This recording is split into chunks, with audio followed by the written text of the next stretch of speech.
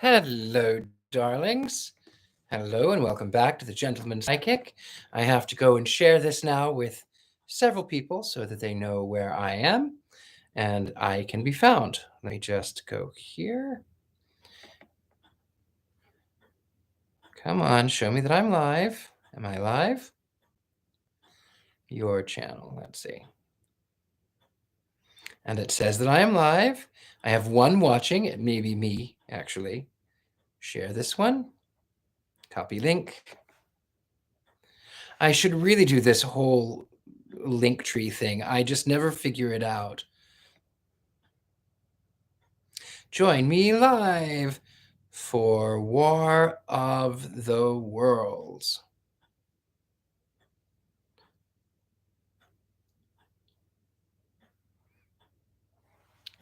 And then I'm going to hit post. So here in New York, hi Malika, here in New York, I hope that the internet stays on because I hear that we are in for quite a storm. Hello, my dear friend. It is so good to see you here. Hello, Matthew. Good to see you again. I have to go and share this one now over to my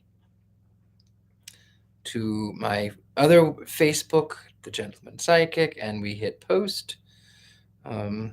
Create a post and hit paste. Join me live for War of the Worlds. Continue. Publish. Okay, and I'll turn my phone up so that in case the internet goes out, I will still be able to be I'll still be able to do what I need to do. So Daniel, hello. Raven, hello. Scotty Dahati, hello from Ventura. I have to send. Oh, there's the clock telling me it is in fact time.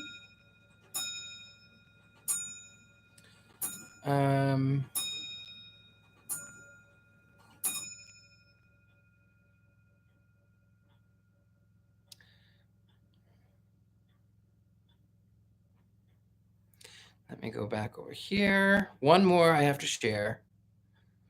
Okay. All right. So I was going to originally do Grimm's fairy tales because I love Grimm's fairy tales. But I created the world, which I was going to try to upload, but I ran out of time, so I did not. But I created in my tarot deck, I don't even know if you'll be able to see it. I created a new card called, it's the world, as you can see, and it's outer space alien UFOs and a giant one-eyed monster devouring the world. So the card is supposed to be about everything that is in your realm. And I chose to make it a little bit more 1950s science fiction because I thought it would be fun. And Raven says, just what I needed. I had wisdom teeth taken out. Stitches hurt. And it will. It absolutely will. Thank you, Matthew, for the kind words. Yes. Hello, everybody. Hello, my loves. So you may have heard the War of the Worlds before, but I think we should enjoy it together. Sorry, I had to adjust that. Okay, well, it's okay. I should have maybe set it up a little bit earlier, but I was in the middle of something. And now I will read to you H.G. Wells' War of the Worlds.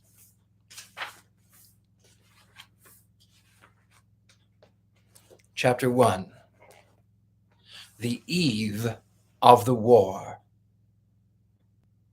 No one would have believed in the last years of the 19th century that this world was being watched keenly and closely by intelligences greater than man's, and yet as mortal as his own. That as men busied themselves about their various concerns, they were scrutinized and studied, perhaps almost as narrowly as a man with a microscope might scrutinize the transient creatures that swarm and multiply in a drop of water. With infinite complacency, men went to and fro over this globe, about their little affairs, serene in their assurance of their empire over matter. It is possible that one infusoria under the microscope do the same. No one gave a thought to the other worlds of space as source of human danger, or thought of them only to dismiss the idea of life upon them as impossible or improbable. It is curious to recall some of the mental habits of those departed days. At most, terrestrial men fancied there might be other men upon Mars, perhaps, inferior to themselves and ready to welcome a missionary enterprise. Yet across the gulf of space, minds that are to our minds as ours are to those of the beasts that perish, intellects vast and cool and unsympathetic regarded this earth with envious eyes, and slowly and surely drew their plans against us. And early in the 20th century came the great disillusionment, the planet Mars. I scarcely need remind the reader, revolves about the sun at a mean distance of 144,000 miles, and the light and heat it receives from the sun is barely half of that received by this world. It must be, if the nebular hypothesis has any truth, older than our world, and long before this earth ceased to be molten, life upon its surface must have begun its course. The fact that it's scarcely 1/7 of the volume of Earth must have accelerated its cooling to the temperature at which life could begin. It has air and water and all the necessary for the support of the animated existence. Yet so vain is man, and so blinded by his vanity, that no writer up to the very end of the 19th century expressed any idea that intelligent life might have developed there far, or indeed at all, beyond its earthly level. Nor was it generally understood that since Mars is older than our Earth, with scarcely a quarter of the superficial area, and remoter from the Sun, it necessarily follows that it is not only more distant from life's beginning, but nearer its end. Sorry.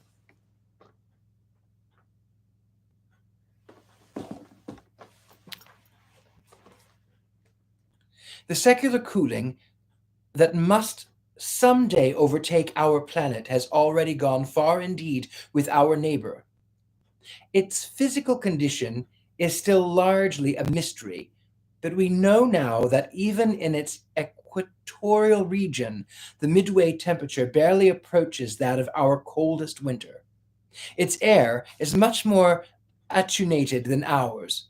Its oceans have shrunk until they cover but a third of its surface. And as its slow seasons change, huge snowcaps gather and melt about either pole and periodically inundate its temperature zones. The last stage of exhaustion, which to us is still incredibly more remote, has become a present day problem for the inhabitants of Mars. The immediate pressure of necessity has brightened their intellects, enlarged their powers, and hardened their hearts. And looking across space with instruments and intelligences such as we have scarcely dreamt of, they see, as it is nearest distance only 35,000 miles, sunward of them, a morning star of hope, our own warmer planet, green with vegetation and gray with water, with a cloudy atmosphere eloquent of fertility, with glimpses through its drifting cloud wisps of broad stretches of populous country and narrow, navy-crowded seas. And we, men, the creatures who inhabit this earth, must be to them at least as alien and lowly as are the monkeys and lemurs to us. The intellectual side of man already admits that life is an incessant struggle for existence, and it would seem that this too is the belief of the minds upon Mars. Their world is far gone in its cooling, and this world is still crowded with life. but crowded only with what they regard as inferior animals. To carry warfare sunward is, indeed, their only escape from the destruction that generation after generation creeps upon them. And before we judge of them too harshly, we must remember what ruthless and utter destruction our own species has wrought, not only upon animals, such as the vanished bison and the dodo, but upon its own inferior races. The Tasmanians, in spite of their human likeness, were entirely swept out of existence in war of extermination waged by European immigrants. In the space of 50 years, are we such apostles of mercy as to complain if the Martians warred in the same spirit? The Martians seem to have calculated their descent with amazing subtlety. Their mathematical learning is evidently far in excess of ours, and to have carried out their preparations with a well nigh perfect unanimity. Had our instruments permitted it, we might have seen the gathering trouble far back in the 19th century. Men like Schiaparelli watched the red planet. It is odd, by the by, that for countless centuries Mars has been the star of war, but failed to interpret the influctuating appearances of the markings they mapped so well. All the time, the Martians must have been getting ready.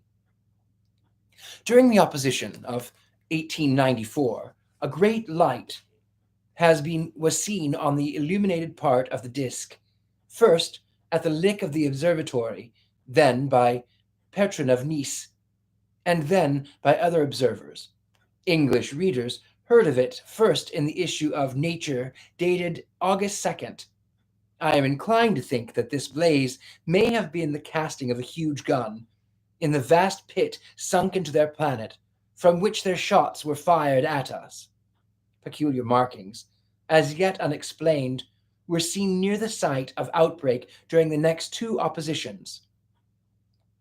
The storm burst upon us 6 years ago now. As Mars approached opposition, Lavelle of Java set the wires of the astronomical exchange palpitating with amazing intelligence of huge outbreak of incandescent gas upon the planet. It had occurred towards midnight of the 12th, and the stereoscope to which we had once resorted indicated a mass of flaming gas, chiefly hydrogen, moving with an enormous velocity towards this Earth. This jet of fire had become invisible about 12:15. He compared it to a colossal puff of flame suddenly and violently squirted out over the planet, as flaming gases rushed out of a gun. A singularly appropriate phase it proved. Yet the next day there was nothing of this in the papers except a little note in the Daily Telegraph, and the world went in ignorance of one of the gravest dangers that ever threatened the human race. I might not have heard of the eruption at all had I not met Ogilvy, the well-known astronomer, at Ottershaw. He was immensely excited at the news, and in the excess of the feelings invited me up to take a turn with him that night in scrutiny of the red planet. In spite of all that has happened since, I still remember that vigil very distinctly, the black and silent observatory, the shadowed lanterns throwing a feeble glow upon the floor in the corner, the steady ticking of the clockwork of the telescope, the little slit on the roof, an oblong profundity with the stardust streaked across it. Ogilvy moved about, invisible but audible.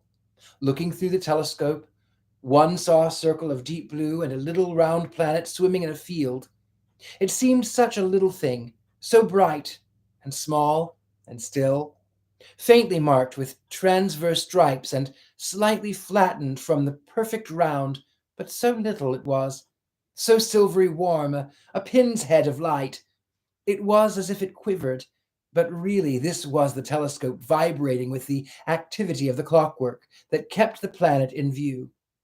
As I watched, the planet seemed to grow larger and smaller, and to advance and recede. But that was simply that my eye was tired. 40 millions of miles it was from us, more than 40 millions of miles of void. Few people realize the immensity of vacancy in which the dust of the natural universe swims. Near it in the field, I remember, were three faint points of light, three telescopic stars infinitely remote, and all around it was the unfathomable darkness of empty space. You know how that blackness looks on a frosty starlit night.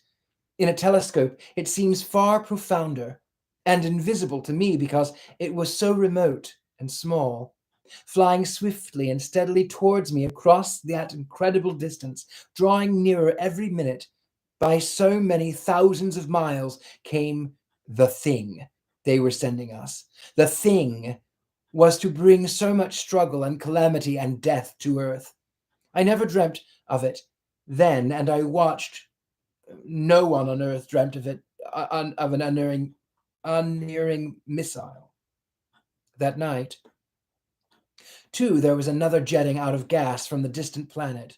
I saw it, a reddish flash at the edge, the slightest projection of the outline just as the chronometer struck midnight. And at that, I told Ogilvy, and he took my place. The night was warm, and I was thirsty, and I went, stretching my legs clumsily and feeling my way in the darkness to the little table where the siphon stood, while Ogilvy exclaimed at the streamer of gas that came out toward us. That night, another invisible missile started on its way to Earth from Mars. Just a second or so under 24 hours after the first one, I remember now how I sat on the table there in the blackness, with patches of green and crimson swimming before my eyes. I wished I had a light to smoke by, little suspecting the meaning of the minute gleam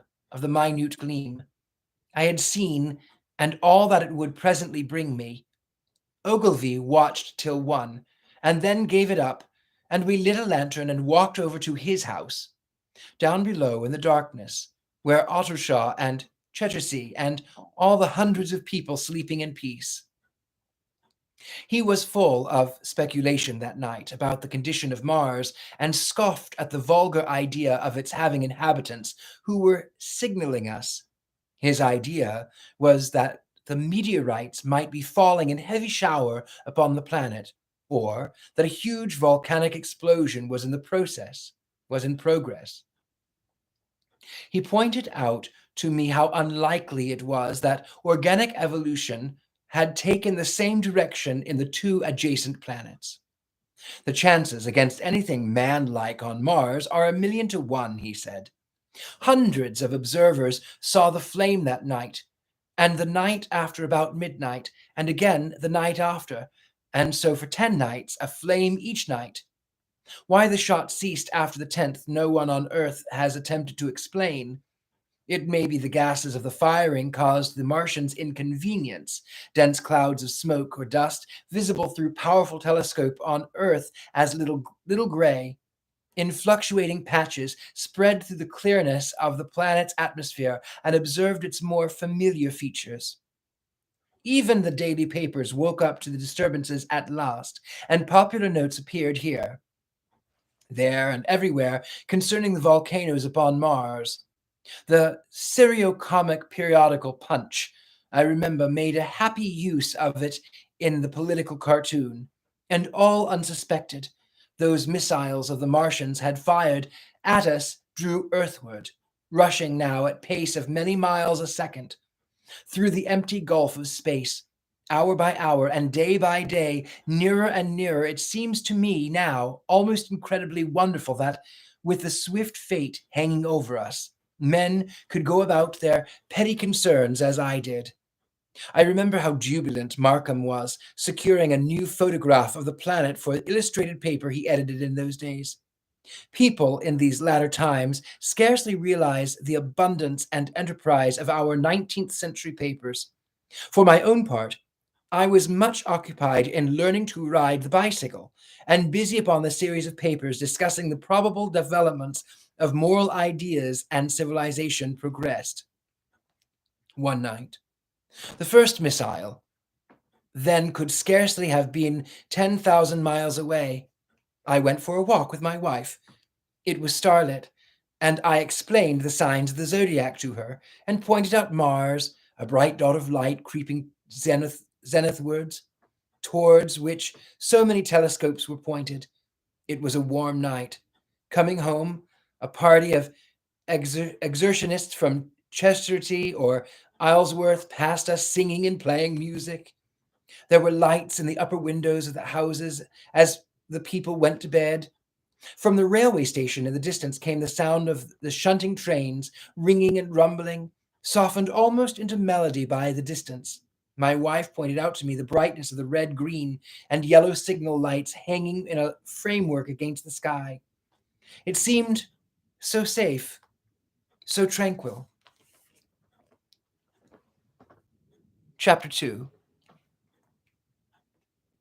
The Falling Star. Then came the night of the first falling star. It was seen early in the morning, rushing over Winchester eastward, a line of flame high in the atmosphere. Hundreds may have seen it, and taken it for an ordinary falling star. Alben described it as leaving a greenish streak behind it that glowed for some seconds.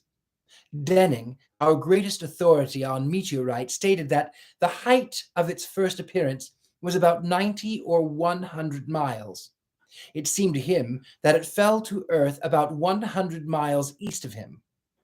I was at home at that hour and writing in my study, and although my French windows faced towards Aldershot and the blind was up, for I loved in those days to look up at the night sky, I saw nothing of it.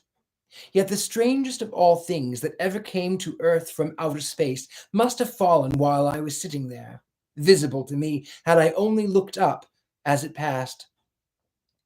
Some of those who saw its flight say it traveled with hissing sound. I myself heard nothing of that. Many people in Berkshire, Surrey, and Middlesex must have seen the fall of it, and at most have thought that another meteorite had descended. No one seems to have troubled to look for the fallen mass that night. But very early in the morning, poor Ogilvy, who had seen the shooting star and who was persuaded that a meteorite lay somewhere on the common between Horsell, Ottershaw, and Working, rose early with the idea of finding it. Find it he did.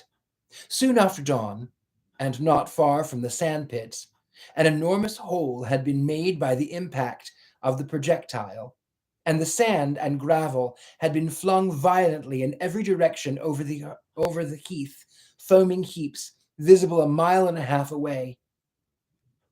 The heather was on fire eastward, and a thin blue smoke rose against the dawn. The thing itself lay almost entirely buried in sand. Amidst the scattered splinters of the fir tree, it had shivered to fragments in its descent. The uncovered part had the appearance of a huge cylinder, caked over, and its outline softened by a thick, scaly, dun-colored incrustation. It had a diameter of about 30 yards. He approached the mast, surprised at the size and more so at the shape, since most meteorites are rounded more or less completely. It was, however, still so hot from its flight through the air as to forbid his near approach. A stirring noise within its cylinder he ascribed to the unequal cooling of its surface, for at that time it had not occurred to him that it might be hollow. He remained standing at the edge of the pit that the thing had made for itself, staring at its strange appearance, astonished chiefly at its unusual shape and color, and dimly perceiving even then some evidence of design in its arrival. The early morning was wonderfully still, and the sun, just clearing the pine trees towards Weybridge, was already warm. He did not remember hearing any birds that morning.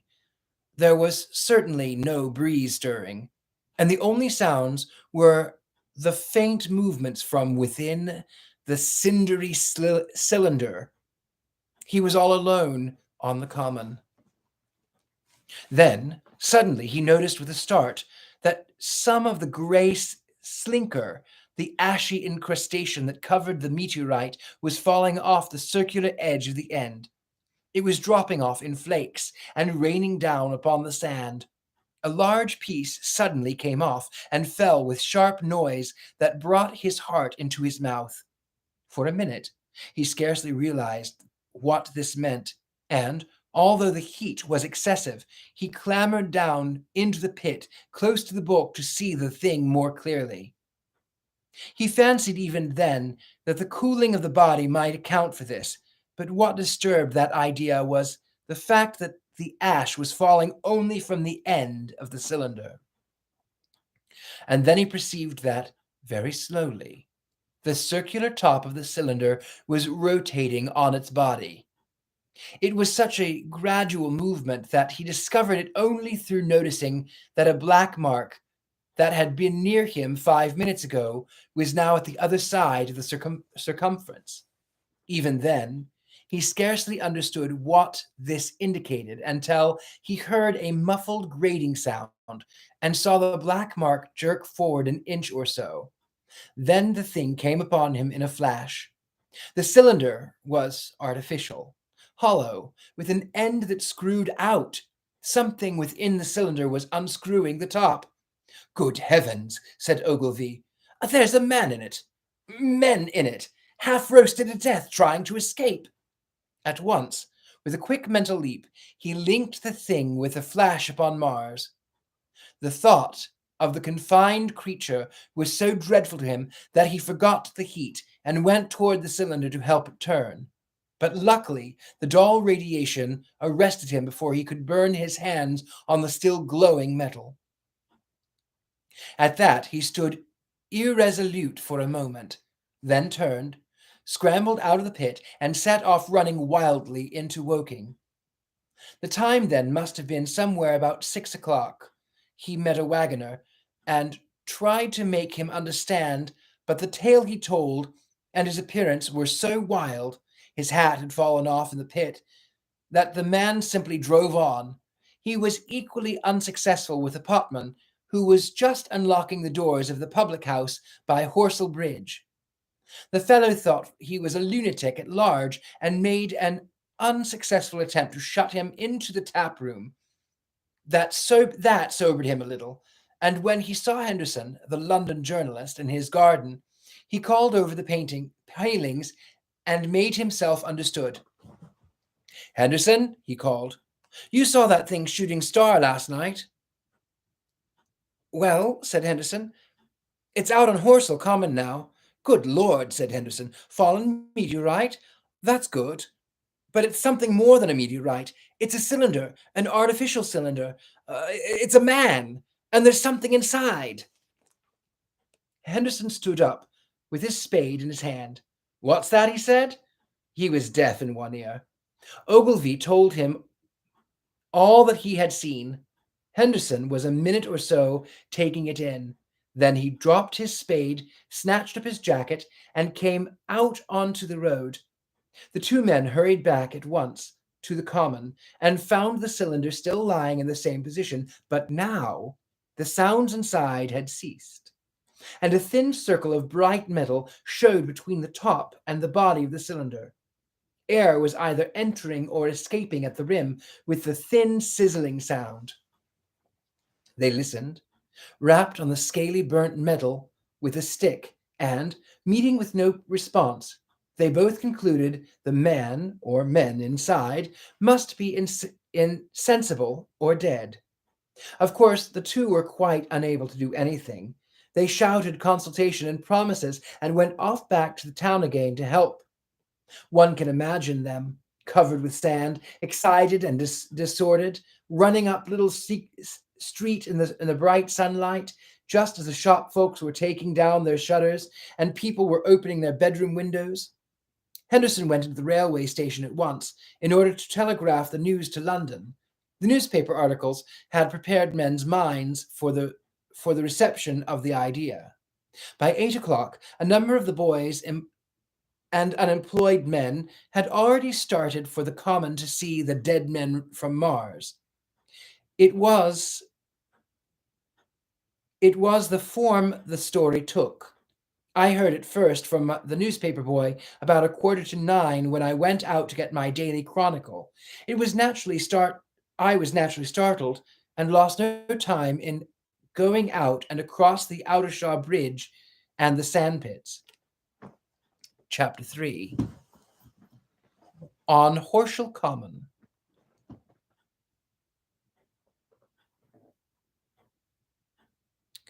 I found a little crowd of perhaps 20 people surrounding the huge hole in which the cylinder lay. I have already described the appearance of that colossal bulk embedded in the ground.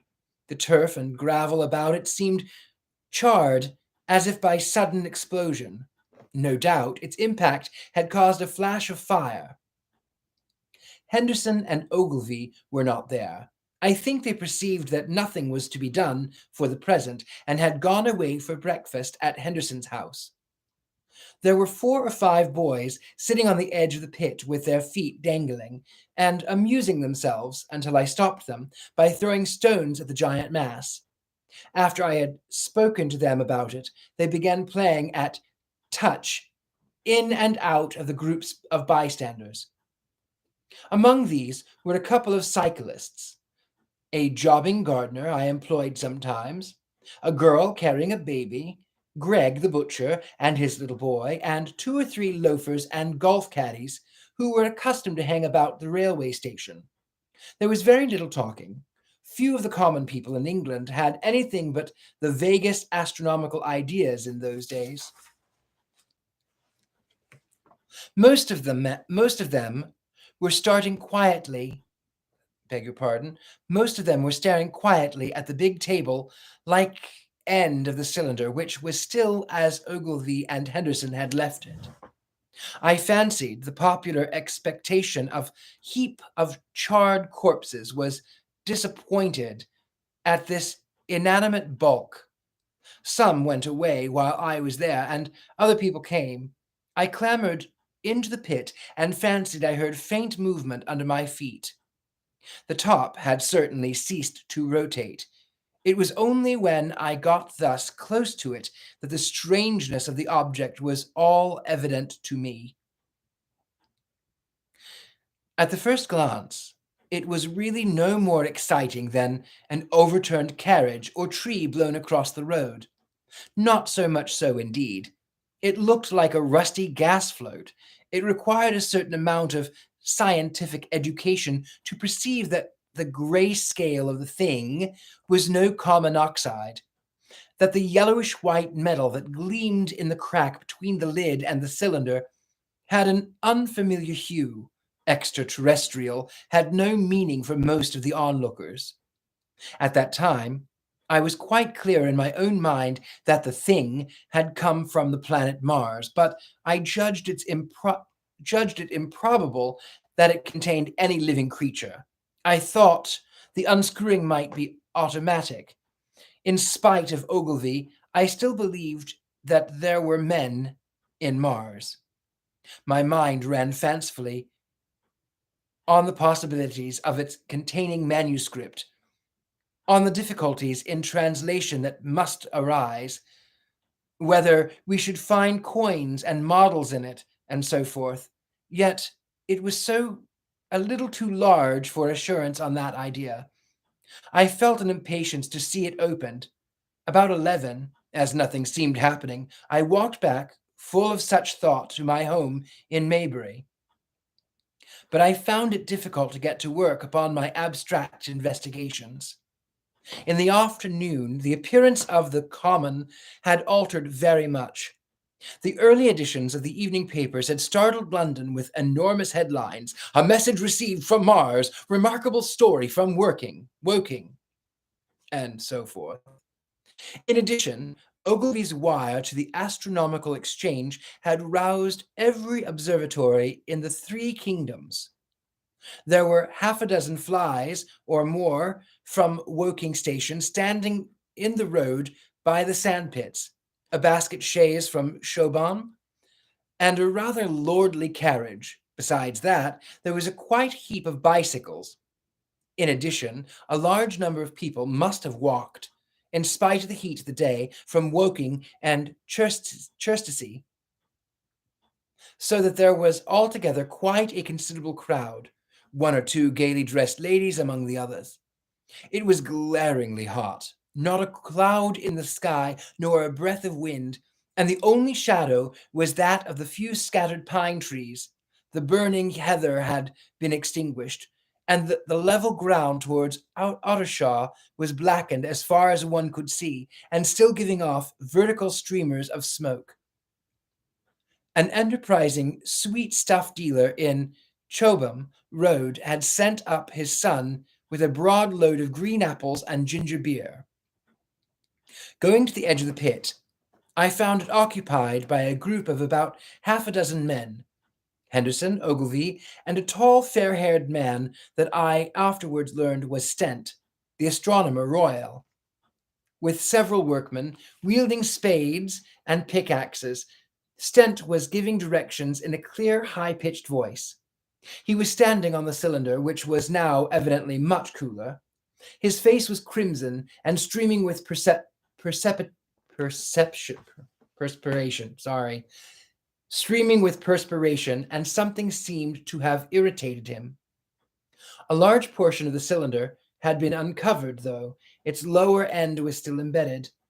As soon as Ogilvy saw me among the staring crowd on the edge of the pit, he called to me to come down and asked me if I would mind going over to see Lord Hilton, the lord of the manor. The growing crowd, he said, was becoming a serious impediment to their excavations, especially the boys.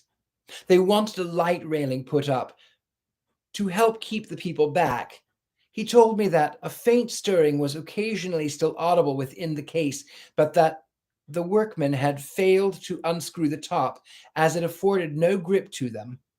The case appeared to be enormously thick, and it was possible that the faint sounds we heard represented a noisy tumult in the interior. I was very glad to do as he asked, and so became one of the privileged spectators within the contemplated enclosure. I failed to find Lord Hilton at his house, but I was told he was expected from London by the 6 o'clock train from Waterloo, and as it was then about 5:15, I went home and had some tea, and walked up to the station to waylay him. Chapter 4. The cylinder opens.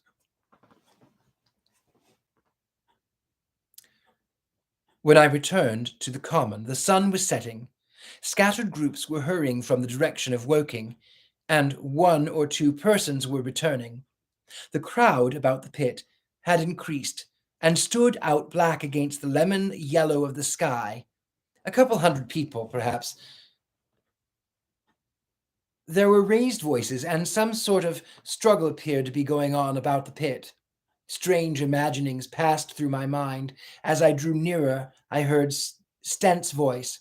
"Keep back! Keep back!" A boy came running toward me. "It's moving," he said to me as he passed. "A screw-in and a screw-in out. I don't like it. I'm going home, I am." I went on to the crowd. There were really, I should think, 200 or 300 people elbowing and jostling one another, the 1 or 2 ladies there being by no means the least active. "He's fallen into the pit," cried one of them. "Keep back," said several. The crowd swayed a little, and I elbowed my way through. Everyone seemed greatly excited. I heard a peculiar humming sound from the pit. "I say," said Ogilvy, "help keep these idiots back. We don't know what's in the confounded thing, you know." I saw a young man, a shop assistant in Woking, I believe he was, standing on the cylinder and trying to scramble out of the hole again. The crowd had pushed him in. The end of the cylinder was being screwed out from within. Nearly 2 feet of shining screw projected. Somebody blundered against me, and I narrowly missed being pitched on the top of the screw. I turned, and as I did so, the screw must have come out, for the lid of the cylinder fell upon the gravel with a ringing concussion. I stuck my elbow into the person behind me and turned my head towards the thing again. For a moment, that circular cavity seemed perfectly black. I had the sunset in my eyes. I think everyone expected to see a man emerge, possibly something a little unlike us terrestrial men. But in all essentials, a man, I know I did, but looking, I presently saw something stirring within the shadow. Grayish, billowy movements, one above another, and then 2 luminous discs like eyes, then something resembling a little grey snake, about the thickness of a walking stick, coiled up out of the writhing middle, and wriggled in the air towards me, and then another. A sudden chill came out over me. There was a loud shriek from a woman behind. I half turned, keeping my eyes fixed upon the cylinder still, from which other tentacles were now projecting, and began pushing my way back from the edge of the pit. I saw astonishment giving place to horror on the faces of the people about me. I heard inarticulate exclamations on all sides. There was a general movement backwards. I saw the shopman struggling still at the edge of the pit. I found myself alone, and saw the people on the other side of the pit running off, Stent among them. I looked again at the cylinder, and ungovernable terror gripped me. I stood petrified and staring. A big, grayish round bulk, the size, perhaps, of a bear, was rising slowly and painfully out of the cylinder.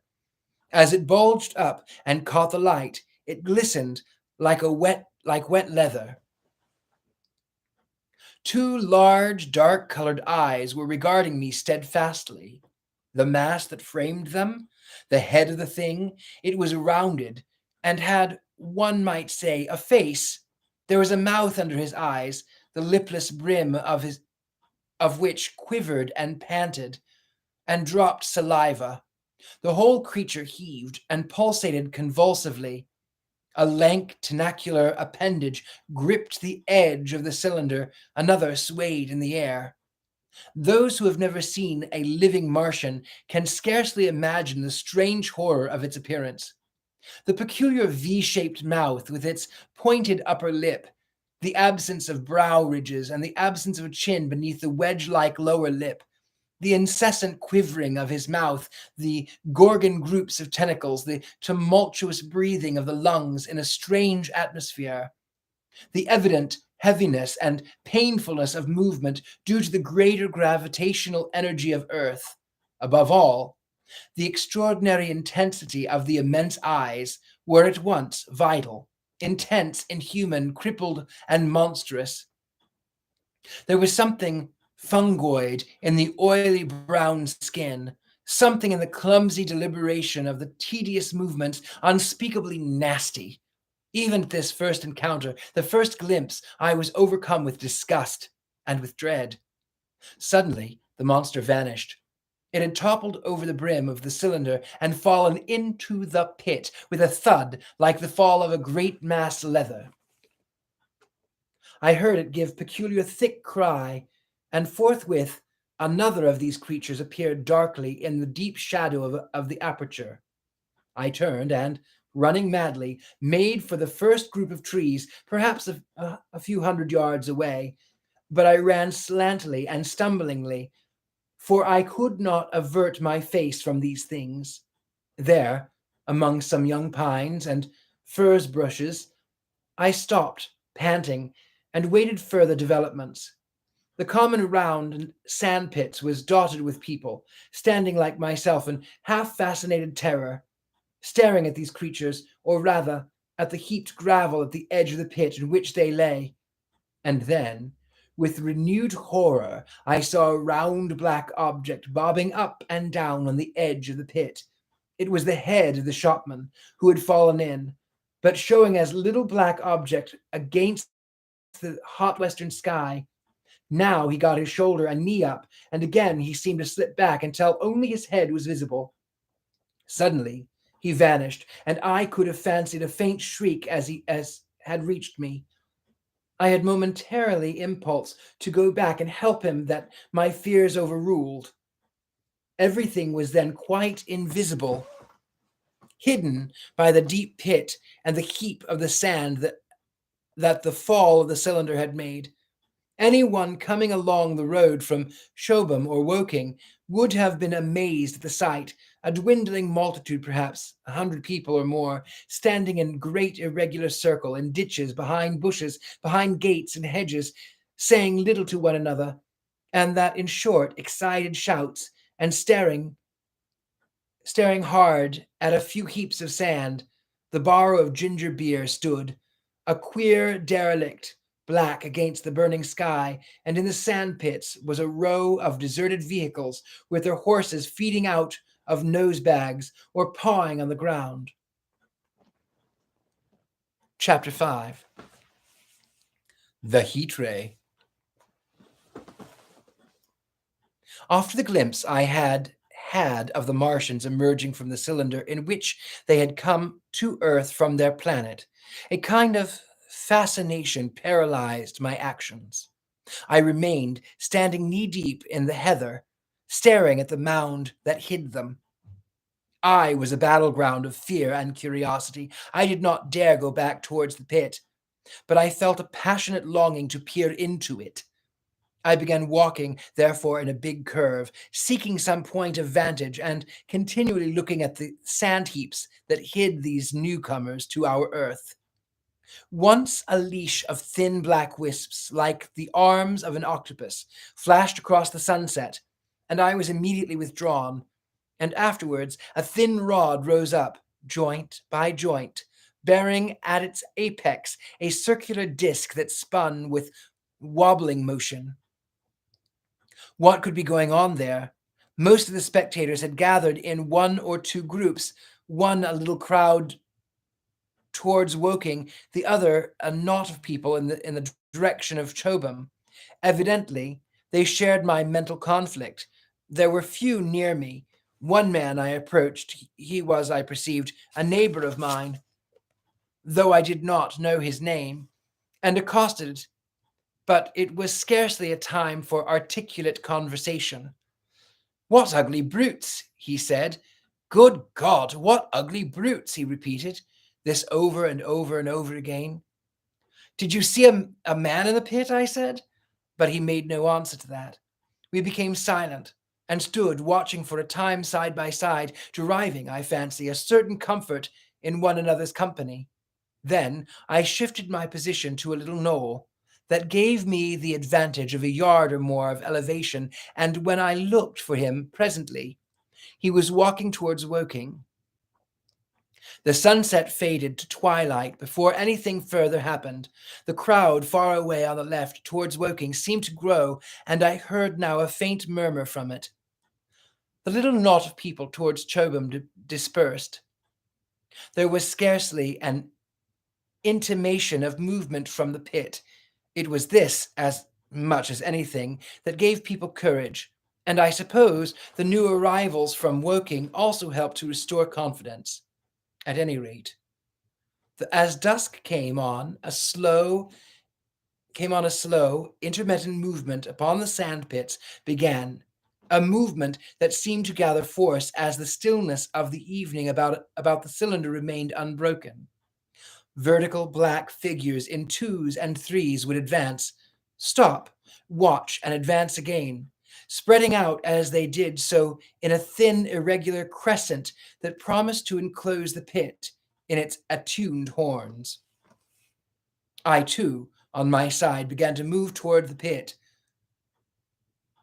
Then I saw some cabmen and others had walked boldly into the sandpits and heard the clatter of hoofs and the gride of wheels.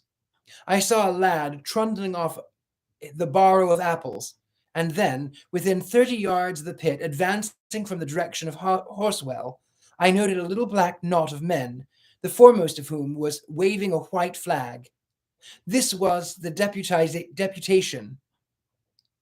There had been a hasty consultation, and since the Martians were evidently, in spite of their repulsive forms, intelligent creatures, it had been resolved to show them, by approaching them with signals, that we too were intelligent. Flutter, flutter went the flag, first to the right, then to the left. It was too far away for me to recognize any one of them, but afterwards I learned that Ogilvy, Stent, and Henderson were with the others in attempt at communication.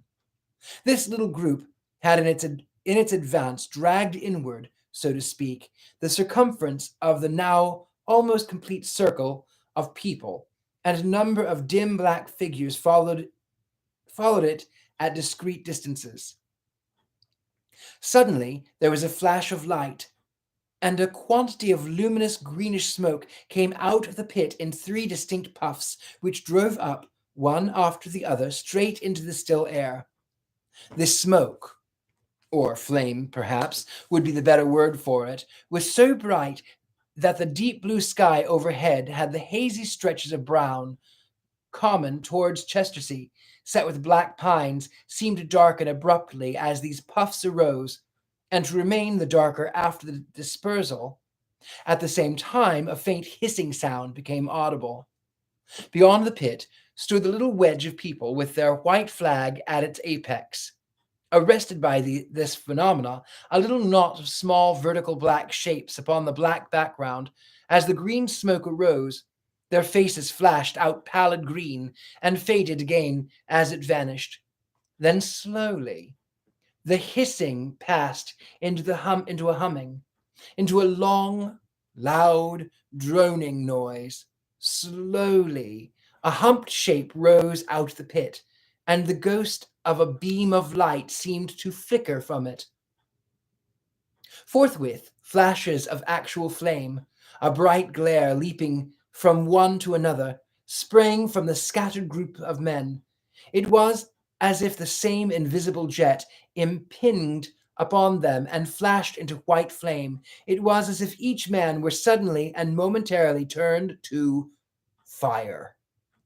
Then, by the light of their own destruction, I saw them staggering and falling, and their supporters turning to run. I stood staring, not as yet realizing that this was death leaping from man to man, that little distant crowd. All I felt was that it was something very strange, an almost noiseless and blinding flash of light, and a man fell headlong and lay still. And as the unseen shaft of heat passed over them, pine trees burst into fire, and every dry furze bush became with one dull thud a mass of flames. And far away towards Knaphill, I saw the flashes of the trees and hedges of wooden buildings suddenly set alight. It was sweeping round swiftly and steadily. This flaming death, this invisible, inevitable sword of heat. I perceived it coming towards me by the flashing bushes it touched, and was too astonished and stupefied to stir. I heard the crackle of fire in the sandpits, and the sudden squeal of a horse that was suddenly stilled. Then it was as if an invisible yet intensely heated finger were drawn through the heather between me and the Martians. And along the curving line beyond the sandpits, the dark ground smoked and crackled. Something fell with crash far away, to the left where the road from Woking Station opens to the common. Forthwith, the hissing and the humming ceased, and the black dome-like object sank slowly out of sight into the pit. All this had happened with such swiftness that I had stood motionless, dumbfounded and dazzled by the flashes of light. Had that death swept through a full circle, it must inevitably have slain me in my surprise. But it passed and spared me, and left the night about me suddenly dark and unfamiliar. The undulating common seemed now dark almost to blackness, except where its roadways lay grey and pale under the deep blue sky of the early night. It was dark and suddenly void of men. Overhead the stars were mustering, and in the west the sky was still pale, bright, almost greenish blue. The tops of pine trees and the roofs of Horsell came out sharp and black against the western afterglow. The Martians and their appliances were altogether invisible, save for that thin mast upon which their restless mirror wobbled. Patches of bush and isolated trees here and there smoked and glowed still, and the houses towards Woking Station were sending up spires of flames into the stillness of the evening air. Nothing was changed save for that terrible astonishment. The little group of black specks with flag of white had been swept out of existence, and the stillness of the evening, so it seemed to me, had scarcely been broken. It came to me that I was upon this dark common, helpless, unprotected, and alone. Suddenly, like a thing falling upon me from without, came fear. With an effort, I turned and began, and stumbling, run through the heather. The fear I felt was no rational fear, but panic, terror, not only of the Martians, but of the dusk and stillness all about me. Such an extraordinary effect in unmanning me it had, I ran weeping silently as a child might do. Once I turned, I did not dare look back. I remember I felt an extraordinary persuasion that I was being played with, that presently, when I was upon the very verge of safety, this mysterious death, as swift as the passage of light, would leap after me from the pit about the cylinder and strike me down. That, my lovelies, is... No, I'll do one. This is a really quick chapter. We'll do chapter 6. Chapter 6. The Heat Ray in the Chobham Road. It is still a matter of wonder how the Martians are able to slay men so swiftly and so silently. Many think that in some way they are able to generate an intense heat in a chamber of practically absolute non-conductivity. This intense heat they project in parallel beam against any object they choose by means of polished parabolic mirror of unknown composition, much as the parabolic mirror of the lighthouse projects a beam of light, but no one has absolutely proved these details. However, it is done. It is certain that a beam of heat is the essence of the matter, heat, and invisible instead of visible light. Whatever is combustible flashes into flame as it touches lead, runs like water. It softens iron, cracks and melts glass, and when it falls upon water, incontinently that explodes into steam. That night, nearly 40 people lay under the starlight about the pit, charred and distorted beyond recognition, and all night long the common from Horsell to Maybury was deserted and brightly ablaze. The news of the massacre probably reached Chobham, Woking, and Ottershaw about the same time. In Woking, the shops had closed when the tragedy happened, and a number of people, shop people, and so forth, attracted by the stories they had heard, were walking over Horsell Bridge and along the road, the hedges that run out at last upon the common. You may imagine the young people brushed up after the labourers of the day, and making this novelty, as they would make any novelty, the excuse for walking together and enjoying a trivial flirtation. You may figure to yourself the hum of voices along the road in the gloaming. As yet, of course, few people in Woking even knew that the cylinder had opened, though poor Henderson had sent a messenger on bicycle to the post office with special wire to an evening paper. As these folks came out by twos and threes upon the open, they found little knots of people talking excitedly and peering at the spinning mirror over the sandpits, and newcomers were, no doubt, soon infected by the excitement of the occasion. By 8:30, when the deputation was destroyed, there may have been a crowd of 300 people or more at this place, besides those who had left the road to approach the Martians nearer. There were 3 policemen, too, one of whom was mounted, doing their best under instructions from Stent to keep the people back and deter them from approaching the cylinder. There was some booing from those more thoughtless and excitable souls to whom a crowd is always an occasion for noise and horseplay. Stent and Ogilvy, anticipating some possibilities of a collision, had telegraphed from Horsell to the barracks as soon as the Martians emerged for the help of a company of soldiers to protect these strange creatures from violence. After that, they returned to lead that ill-fated advance. The description of their death, as it was seen by the crowd, tallies very closely with my own impressions. The 3 puffs of green smoke, the deep humming note, and the flashes of flame. And that crowd of people had a far narrower escape than mine. Only a fact that hammock of heathery sand intercepted the lower part of the heat ray saved them. Had the elevation of the parabolic mirror been a few yards higher, none could have lived to tell the tale. They saw the flashes and the men falling, and an invisible hand, as it were, lit the bushes as it hurried towards them through the twilight. Then, with a whistling note that rose above the droning of the pit, the beam swung close over their heads, lighting the tops of the beech trees that lined the road, and splitting the bricks, smashing the windows, firing the window frames, and bringing down in crumbling ruin a portion of the gable of the house nearest the corner. In the sudden thud, hiss, and glare of the igniting trees, the panic-stricken crowd seems to have swayed hesitatingly for some movements.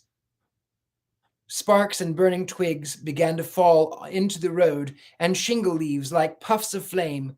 Hats and dresses caught fire. Then came crying from the common. There were shrieks and shouts, and suddenly a mounted policeman came galloping through the confusion with his hands clasped over his head, screaming, "They're coming!" a woman shrieked, and incontinently every one was turning and pushing at those behind, in order to clear their way to Woking again.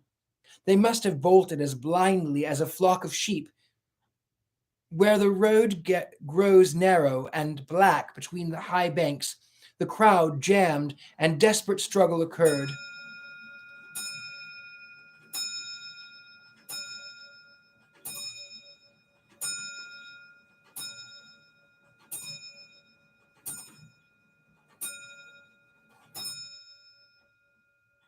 All that crowd did not escape. 3 persons at least, 2 women and a little boy, were crushed and trampled there, and left to die amid the terror and the darkness.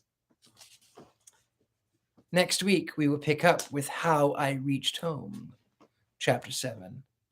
Boy, that book is well over 100 years old, and it is not uncommon to see those traits in more contemporary science fiction. 11 o'clock, again, good timing. It is indeed. And desperate struggle occurred. Bells, perfect timing. Yes. Thank you, everyone, for joining me tonight for exciting H.G. Wells, The War of the Worlds. If you are... at 10:30. Interesting. I might have to see if I can move my class earlier, because if I am busy next week, I will. It looks like I might have to. I'll talk about it. I will post if I'm here. It'll either be 10:30. Oh goodness. Well, then I'll post about it. If I have to do it on Thursday, I'll do it on Thursday. I'll post about it. I don't know why it would be 10:30. That's very strange. At any rate, if you are interested in this painting, it is going to be up for sale. I'll post it on my Instagram. I have other artwork that is for sale too, so you can find me there. Also, if you are enjoying me, any donations you'd like to give, you can go through my Patreon, Gentleman Psychic, patreon.com/The Gentleman Psychic. You can also direct any sort of donations you would like. Comments, likes, shares, they help the channel more than you know, and you mean very much to me. Yes, it was quite a good read. I have never read War of the Worlds, and I am so glad that we were here together doing it. So let's see, made my night. Thank you very much. Dark Days in Vegas, Soaring Eagle, thank you so much. Sam Zog, thank you so much. Hello there. Much love to you, Ashley. Very good. Love story time with Richard Lale. I hope that you do audiobooks, the classics, for Apple or Kindle so I can actually stay in the story. So much love to you. Thank you very much, my friend, Jamie Jones. Good to see you. Anyway, with that, my lovelies, I bid you good night. I will see you next week. I will post about it on the medias of social, so that if I am not able to do it on Friday, then I will do it on Thursday. But I will keep you posted. All right, darlings. Good night. Thank you for joining me. As always, be good to each other. Take care. Bye-bye.